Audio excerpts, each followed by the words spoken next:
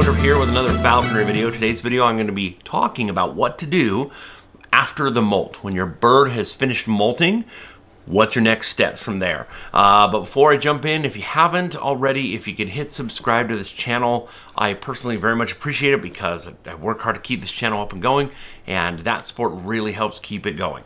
Now, falconry has been around for thousands of years.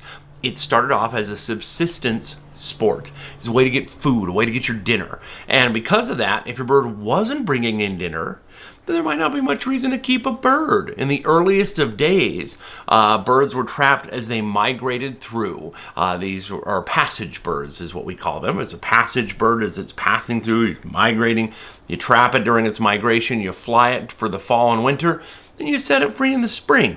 Now, kind of the logic behind that is, you know, we live in an era of refrigerators and we can buy frozen food and stuff. You didn't have that back in the olden days. So summer, there's a lot of food available. There's a lot of food of all kinds. Fall and winter is when it gets hard for everything. And so training a raptor to hunt for you was a good way to bring in extra food. Problem with that is, once you get into the spring and summer, for most birds in areas where falconry was practiced, then your bird is molting. It's growing in new feathers, so it's not flying as well, and you might just be having to fatten it up to have it grow in those new feathers. So they're no longer bringing in food, instead they're just taking food. So in the earliest of days, a falconry was just a fall and winter sport, and then you set your bird free in the spring, and in the fall you trapped a new bird. It was a very good system, it worked really well. It was just a seasonal sport. It's really kind of fascinating when you think about it. If you were to have a wild bird that's coming through, you catch it, and the fact that it has this human experience for a few months, then goes back to the wild, and then is wild ever after. That's really got to be a fascinating little part of its life, a part of its experience.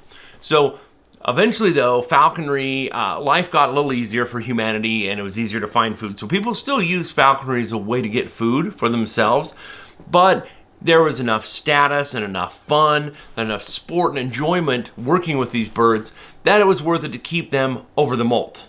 Now, most birds of prey, they're molting in the summer months, which means you got an increased photo period, more sunlight. The body says, hey, I've got more food, I've got more sunlight, I can molt. They start growing new feathers.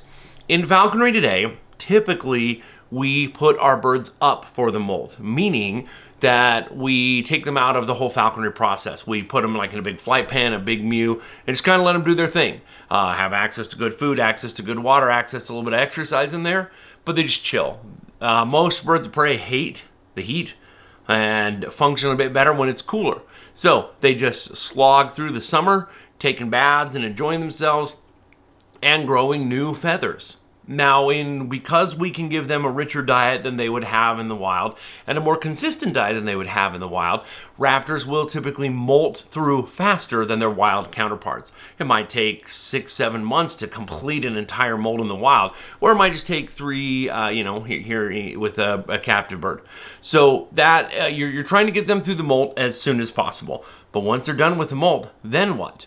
You have a bird that is not wild, but it's kind of acting a bit wild. I mean, it's a trained bird that's out of practice. Now, some people socialize their bird all summer. Some of the birds, they don't. Like if I'm doing a really cold weather bird, like a lot of my owls, or if I'm working, gyrfalcons are another prime example, then any excessive energetic use in the summer, they could overheat. And so I don't interact with them much. But other birds, maybe you have a Harris hawk. Some people fly their Harris hawks all the way through the summer, all the way through the molt. So you have that other end of the extreme. But usually you're not doing much with your bird. So they're out of practice. They're used to you seeing you every day. But here's a couple things you got to watch for. First of all, your bird could be very flighty. This bird that was so well trained, when you go to start working with it or flying it, you could have it bolt on you or just be very untrusting. Now, the quickest way, as always, to build trust with a raptor is with food. Food is the language of social bonding among raptors, and everybody wants to kill you and take your food or kill you and make you food, except for your mate and your parents temporarily. And so you speaking that language of trust is a good thing. However, hopefully you haven't been feeding your bird off the fist all through the molt, because then your bird is going, the second you start to cut the weight down, it's going to become very aggressive. So hopefully you just let the bird eat on its own. You haven't been calling it to just eat off of your glove. And now you want to reestablish that. So now you are going to, as you start cutting your bird's weight, once the molt is done, once you're hitting into the fall months, first thing is get them to, you're going to rapid fire go through the steps of training that you did originally. Get them to eat off the fist originally. Get them to start, to bend their head over and eat off the glove, and hop to the glove and fly to the glove. You have to rebuild that trust. You have to go through those areas of their mind that they laid down. They laid down neural paths that said, okay, if I do this and this happens. You got to reinforce that again. You typically retrain quickly, but you got to remember also, if it's this time of year, it's September right now, here in Utah, it's still quite hot. So that is another factor. Normally, the later you get into the season, the more loyal your bird is, and the colder it is. So there's more urgency to their response time. So you got to remember, whatever you're doing at the tail end of last season, that's probably not the weight you're going to start them at. So you've got to be cutting the weight down, start exercising them, but give them an excessive amount of social time without eating off the fist. So feed them off the fist, but then have them just chill on your fist with no food, hanging out. Go sit down and watch TV and let your bird just sit there and chill out with you.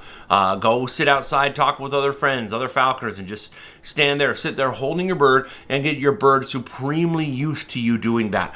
Also, once you get them coming back to the lure, even if it's on a leash, maybe you are still cutting their weight, but you want them to start remembering retrieval methods. So call them to the lure, and when they're on the lure, get them used to you looming over them. Or if you've watched my spiral and stomp video, it's a very important principle to get a bird to be absolutely solid when they're on the ground, whether it's on a kill or on a lure. You want them solid so they're not going to run away.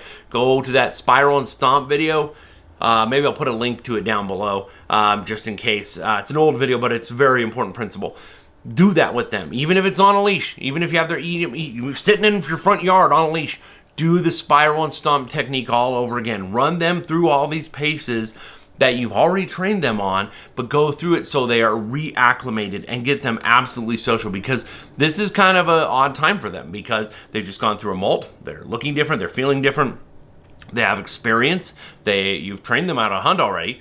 So what are you going to do? They need to go through all these steps all over again, but it will be much more quick and it'll just be a rapid fire, and you can have them up and running again. So again, those principles to factor in. You got to re-socialize them, make sure they feel really safe around you just in general. You got to retrain them to eat off the fist and fly to the fist and just feel safe with you about food.